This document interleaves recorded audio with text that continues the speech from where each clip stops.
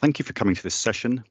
My name's Luke Norbury. I'm a drafter in the Parliamentary Counsel office in London, and my co-presenter, Bridget Hornibrook, is a lawyer and drafter of secondary legislation in the Department of Work and Pensions, which is also part of the UK government. So this talk is about a project that Bridget and I have been working on for a few years called the Universal Credit Logic Map. We completed a proof of concept recently, and we'll talk about the steps leading up to that, and then give a demonstration of the proof of concept. I mentioned that we've been working on this for a few years, but I should add that it's a side of desk project. We haven't spent the last few years just working on this, but rather we've put in some effort into this project from time to time, while spending most of our time doing our day jobs. So just to let you know what's coming, I'll do about the first half of the talk. First of all, introducing the idea of rules as code and describing that a bit, and then speaking about the various stages of the project, just describing what we've done and what we've learnt. I'll then hand over to Bridget, who will give you a demonstration of the proof of concept and then also discuss learnings and next steps. So rules as code, what is it? At its widest, sometimes it's used as a concept to describe the digital transformation of regulation or anything that facilitates that. But I think it's probably best used to mean an idea that rules in legislation or regulation or policy should be drafted in code and natural languages at the same time. And there's a link to a GitHub reference there. That brings up sort of the question of how are rules made? Well, the sort of classic approach, which is the sort of current state of play, is that first of all, policymakers make policy. They decide they need a new law, and a bill is drafted or a set of regulations is drafted based on that policy. And the people involved in producing legislation wouldn't necessarily think about digital delivery. Once the legislation is made, then the people charged with implementing legislation within government will go and do that, and that may be a different set of people, and they may need to design a computer system to affect that legislation. Those are separate from the original policymakers and the drafters, and they get involved, as I say, after the legislation's been made. And I've heard a policymaker describe this classic approach as policymakers chucking a problem over the fence for someone else in implementation to deal with. So over the last few years, an idea, as I say, that's been given the label rules as code has taken off in various places around the world. And in essence, this could be, as mentioned, the idea that you produce the human readable text of legislation and code giving effect to that legislation at the same time. Now, the thought that rules in legislation may be analysed as a logic program and executed by a computer has, of course, got a long history. I think going back at least to the mid-80s with a seminal paper on the British Nationality Act as a logic program. And the newish idea is the idea that in many cases, co-production is of legislation and code is a better approach so that one can influence the other. And this can be thought of as just an aspect of a wider idea that implementation should be considered when developing policy. So this name rules as code or law as code, and this name and the idea was articulated by the New Zealand Service Innovation Lab in early 2018, and they produced a report, a discovery report on that, and that stimulated interest in a number of other countries. And looking ahead to universal credit here, we would say, although universal credit was produced and the system for universal credit was produced before this, the method and thinking behind the universal credit approach and the rules of code approach are similar, which is not surprising as both are aimed at enhancing digital delivery. So sort of as an aside, or maybe not so much aside, I'd add that we've been talking about government government implementing a system, and that could be the case for, say, a benefits system or some other system. But this problem of how to deal with or navigate rules and legislation isn't one that arises only where the government is responsible for implementing legislation. For lots of legislation, the rules tell other people what they must or mustn't do, and they must work out a way of complying with the legislation. And so this slide, in a sense, gives you an idea about what happens where other people need to implement rules that are made by government. So each affected person must review whatever written rules are put out by the government, so whatever acts is passed or regulations are made, and then they try and work out what they mean for their particular business and how to comply with them. And that's inefficient and can give rise to inconsistencies in compliance. So to take for an example, consider what financial institutions need to do when the Financial Conduct Authority or the Prudential Regulation Authority make new rules. Now, the bigger institutions will need to analyse the rules and work out how to change their computer systems to comply with the new rules. And the smaller firms will probably rely on third-party software where someone else has done the analysis and written the code. And you can see that this is inefficient because a number of people are essentially analysing the same legislation to try and work out how to implement it. And it also opens up the possibility of inconsistent implementation. So standing back from the detail, think about the big picture. The government makes laws with the aim of getting people to do something or to change their behaviour. And at the moment, government sometimes try to help people by producing guidance or other documents that help them understand their rights and obligations. But where rules are complex, I think we would say it'd be much better to produce digital rules, digital tools from the outset that enable people to comply with or navigate the rules and to know how the rules apply in their particular circumstances. So this slide sets out some benefits which have been put forward for producing legislation and code at the same time. Just to run quickly through them. So the first one is that having to code them up means that you are subjecting the rules to computer logic while drafting them, and that should improve the drafting and the content of the rules. Second of all, of course, you can, if you have the rules coded up, you can then run test data through them to see what the effect is, and that will ensure that the rules do in fact produce the results that you want them to produce.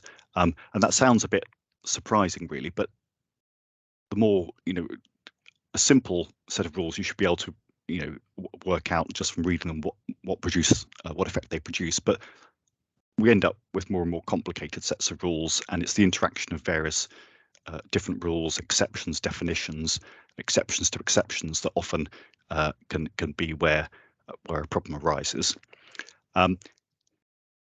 Third bullet obviously enables the more transparent and consistent and efficient implementation of the rules, particularly if you release the code and let others use it as well as any internal government, and enables quicker implementation because you have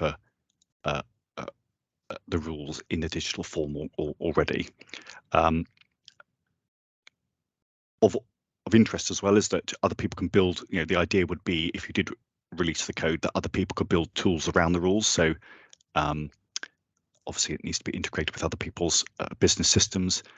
And finally, and this is something I've mentioned already, which is that particularly where the government is going to be delivering the policy, you can view producing the code in advance as part of considering how to implement when designing the policy, and that's always meant to be a good idea.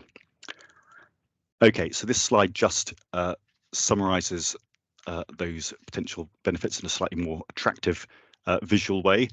So getting from that's a sort of a whistle-stop tour through rules as code as an idea. So how did this whole project start? Well, as mentioned, the New Zealand Service Innovation Lab produced their report in early 2018, and this slide shows some of the ideas coming out of that report. Wanting to learn a bit more about that, I organised a conference on the subject in 2019, and one of the speakers at that conference mentioned the importance of isomorphism, which is if we were going to do this, of having a way of ensuring that the law and the code were the same, produced the same results.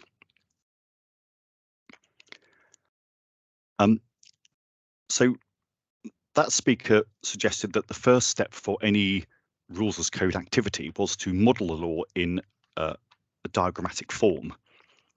And if you could create diagrams showing how the law worked or how a proposed new law should work in future, then policymakers, drafters and coders could all interact with the diagrams. And I like to compare this idea to the Rosetta Stone.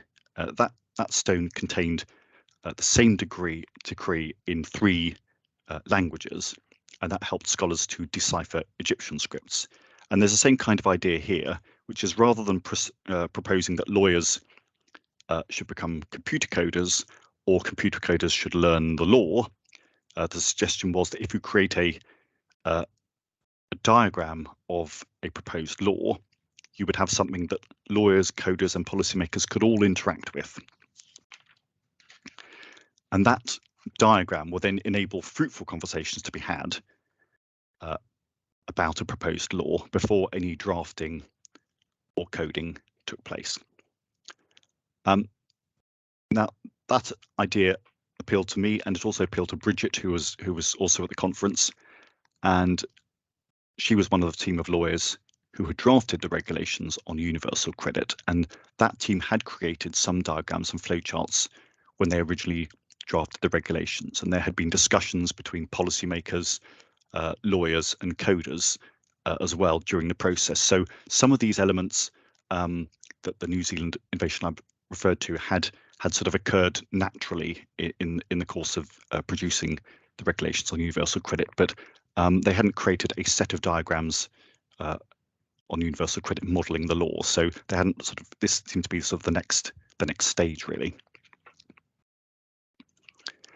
So after the conference, Bridget got in touch and suggested trying out this idea of modelling the law in her subject area of universal credit, and I thought this was an excellent idea and was happy to help. And so the approach that we took when modelling the rules was that we wanted to follow the wording, structure and logic of the legislation. So the thinking behind this was that we wanted to ensure, so far as possible, that the diagrams and the legislation are isomorphic, in other words, that they produce the same result. So this means that we did not try to rephrase legislative language to make it easier for a reader to understand, and we did not attempt or indeed want to reflect any court decisions. Rather, and as mentioned, what we wanted to do was to be faithful to the language, structure and logic of the legislation. As an aside, what we were doing here was, of course, modelling existing universal credit rules. I think the full benefit of a rules as code approach will be realised if the law and code are produced at the same time. In other words, if this approach is done before the law is made. But this project, which aims to model existing law, enables us to learn how to approach things and to show others what can be done with a view to adopting a similar approach in future in relation to proposed new laws.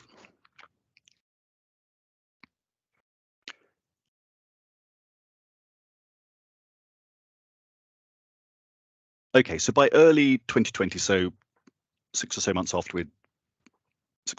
we'd started, Bridget and I hasten to add, mainly Bridget, had modelled a good chunk of the universal credit rules. and we gave a presentation to government lawyers and others about the logic map. I do remember that day, as it was one of the last times I went into the office before the pandemic restrictions were imposed. And this slide and the next few slides are an example of what we had produced by this time. So this slide sets out the rules for whether you're regarded as part of a couple for the purposes of universal credit. And now you can see the different colours here: brown for where the rules are in an act, and blue we use for where the rules are in regulations. This is a common example of why rules can be difficult to navigate. Some rules are in one bit of legislation and some are in another bit. Now, note in fact that universal credit is a relatively simple regime, as most of the rules are to be found in one act and or in the main set of regulations. So actually there are situations where it is more complicated. And as you can see at the bottom of the slide, we mentioned the source of the rules, in this case section 39 of the Welfare Reform Act 2012 and regulation 3 of the Universal Credit Regulations 2013. That's another important factor for us, is the transparency and traceability, so that someone can look at this diagram and go and look at legislation themselves and be confident that we have reproduced the language, structure and logic.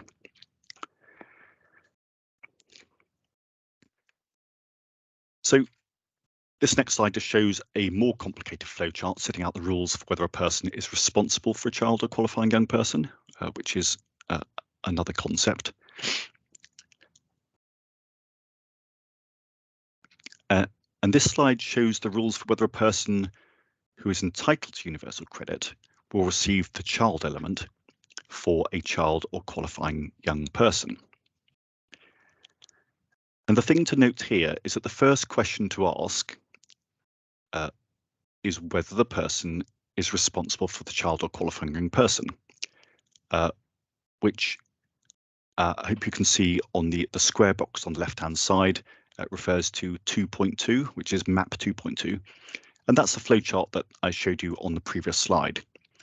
So you can see that you may need to navigate through one map in order to answer a question in another map, and that's a feature of legislation as well. It can rely on building on various concepts and then use them throughout the legislation.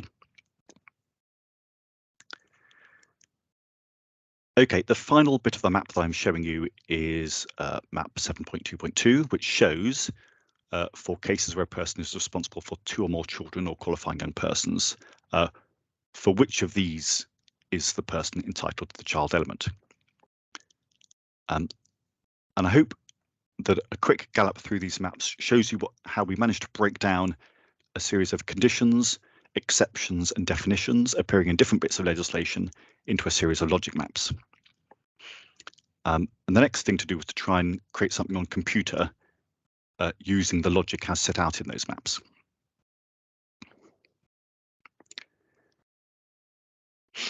And this is where we got in touch with someone who'd been a presenter in the conference in 2019. And we knew from that conference that someone called Adrian Kelly had created a computing language that was intended to model rules and legislation. So we touched base with him and told him what we'd been doing and found out a bit more about that language. And it seemed that the language would be pretty easy to use. So Bridget managed to obtain funding to carry out a proof of concept exercise and gathered together a collection of lawyers, some with a bit of a computing experience and some with none. And we all had a go at turning a bit of the logic map into code. Now, in terms of creating computer code, this was really a case of looking at the logic map, seeing the consequence of yes or no answers to it and making sure that the code would reflect that.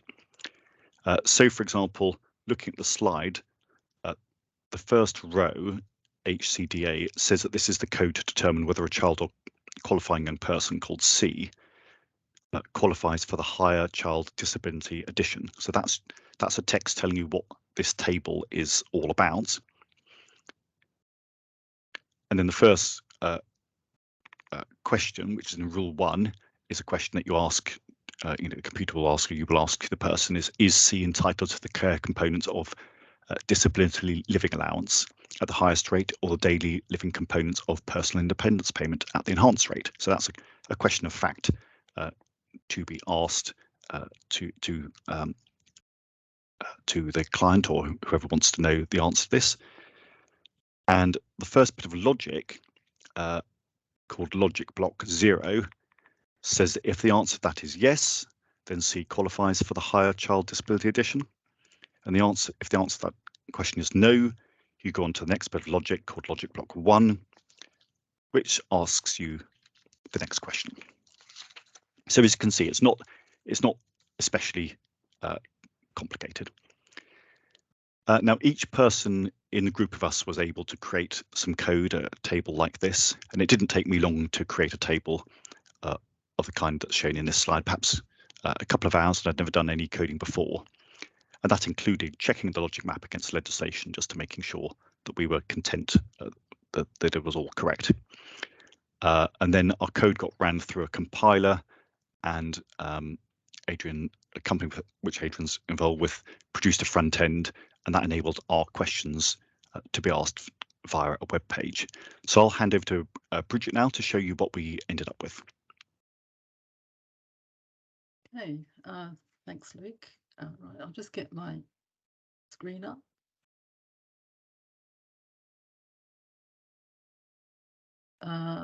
Can you see it? Does it come up? Yes. Good, excellent. Right, so before I launched into the demo, I'll just say a little bit about me and my role.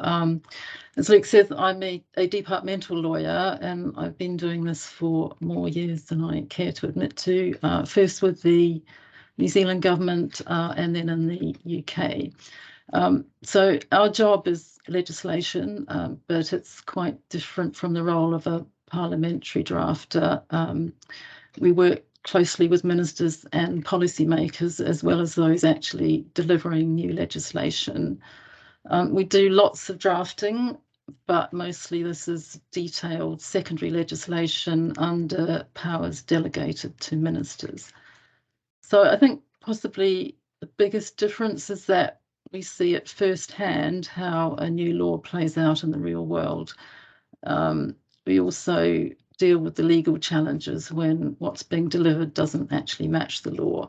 And this is especially problematic when the law has to be delivered by an automated system.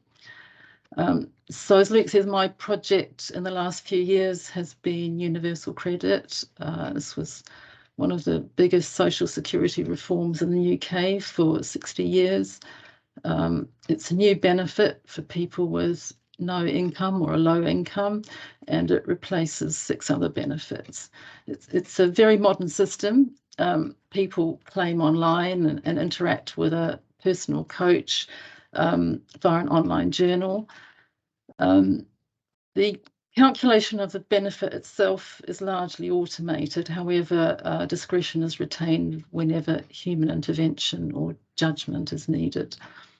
So a shared understanding of the legislation was really critical to the delivery of UC. And I used to think this was all about drafting in plain language and clear drafting.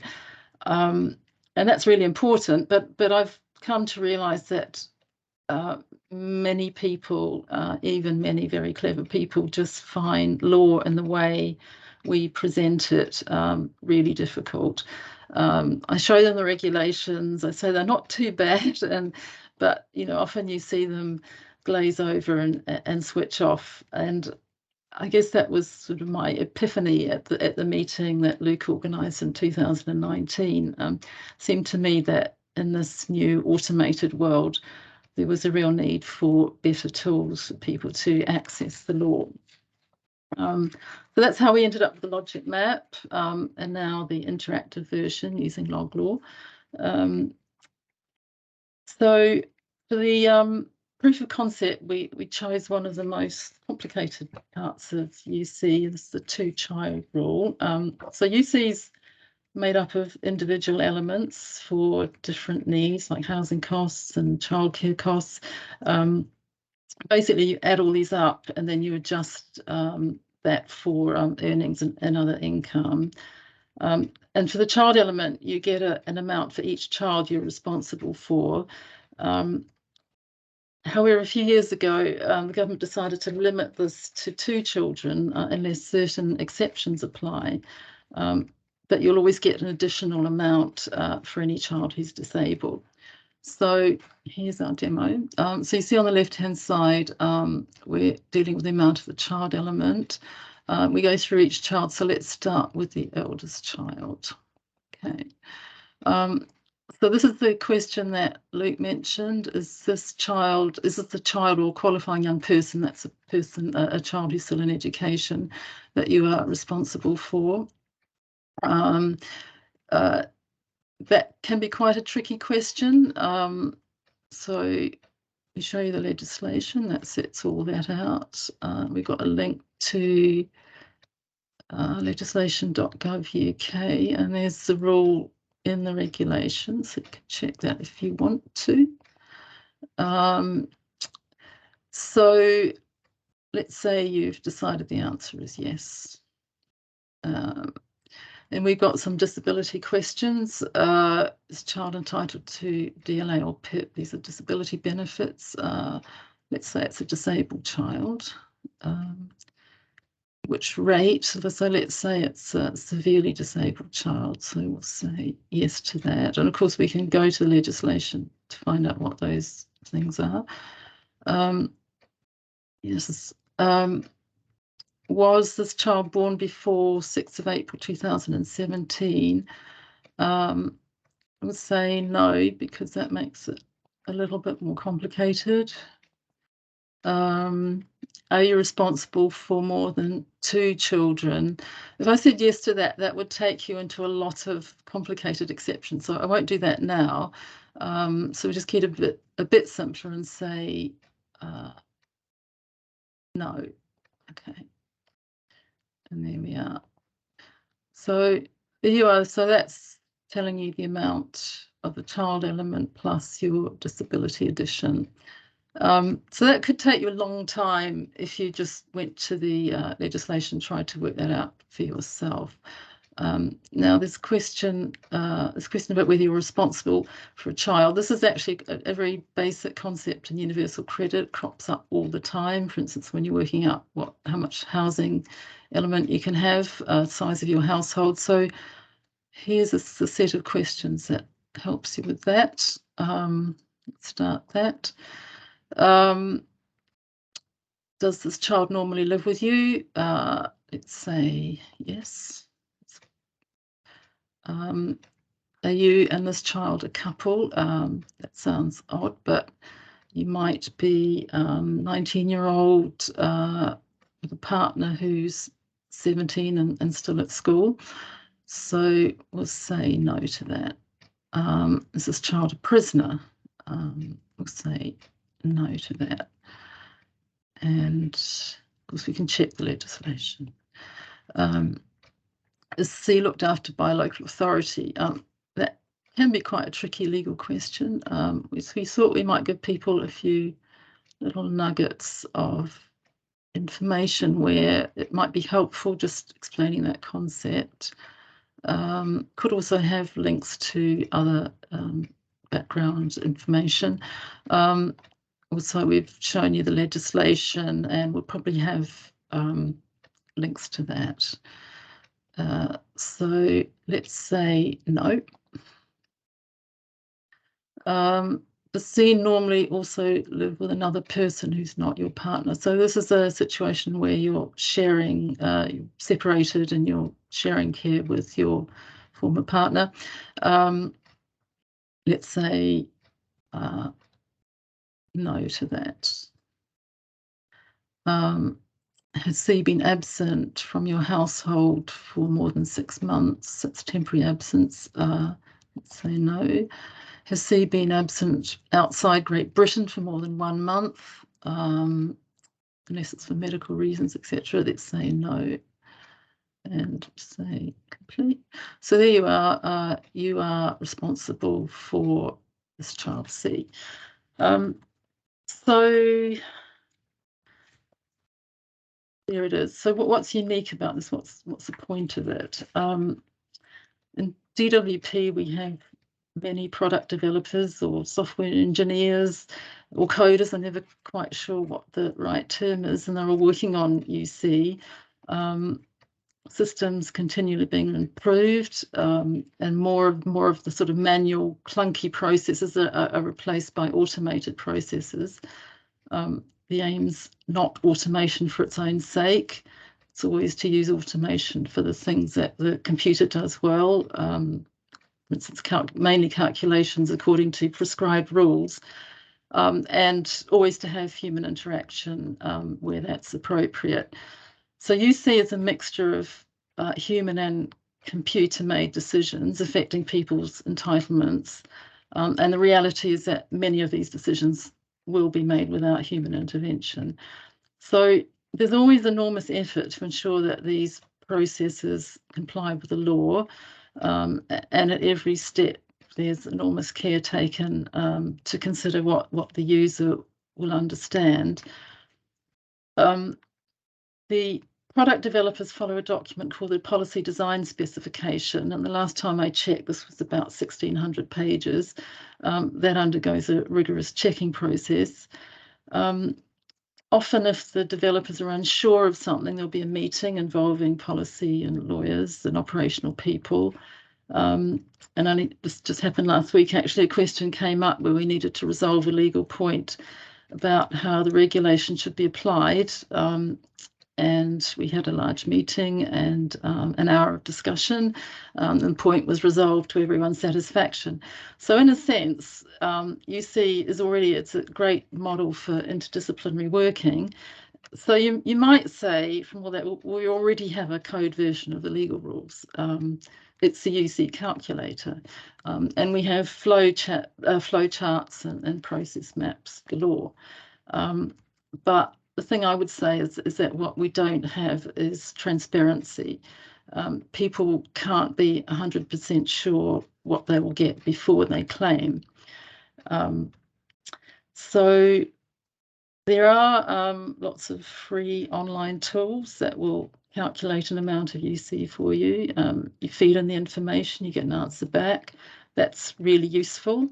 But in the end, you don't really know how you got there or if the answer is really legally accurate. A lot depends on what information you've actually put in.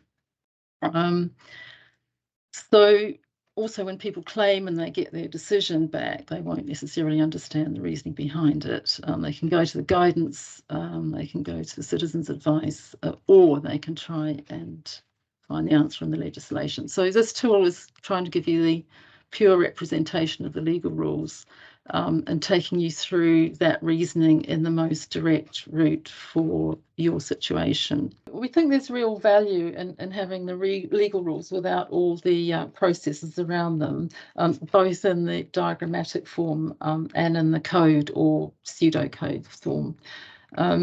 We think it should be useful for anyone who needs legal accuracy. That could be IT designers, welfare advisors, or even claimants wishing to appeal a decision, maybe even judges.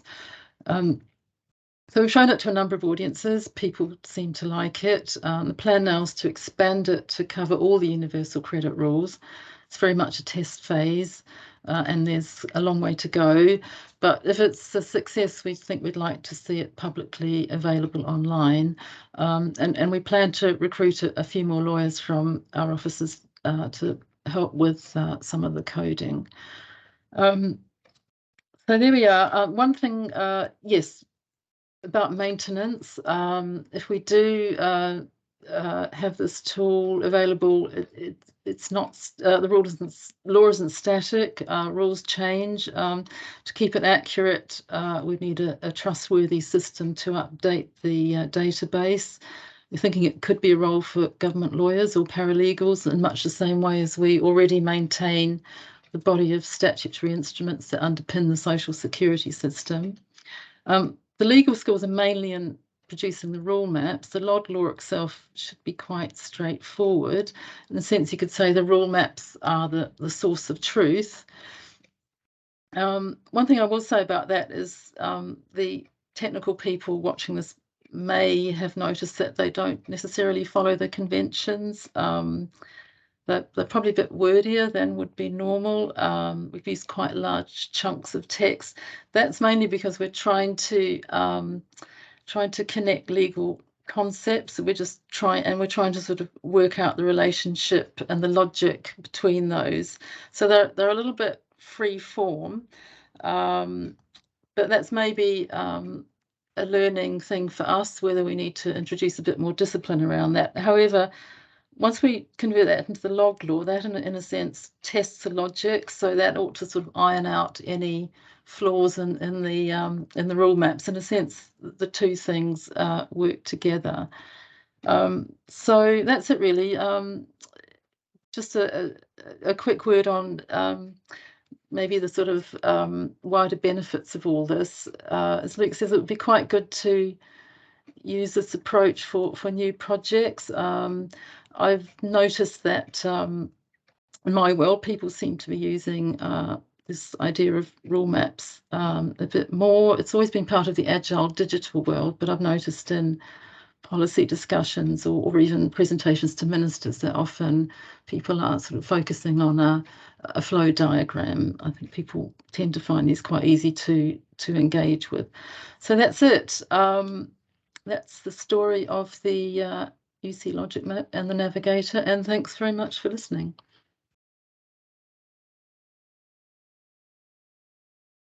Good.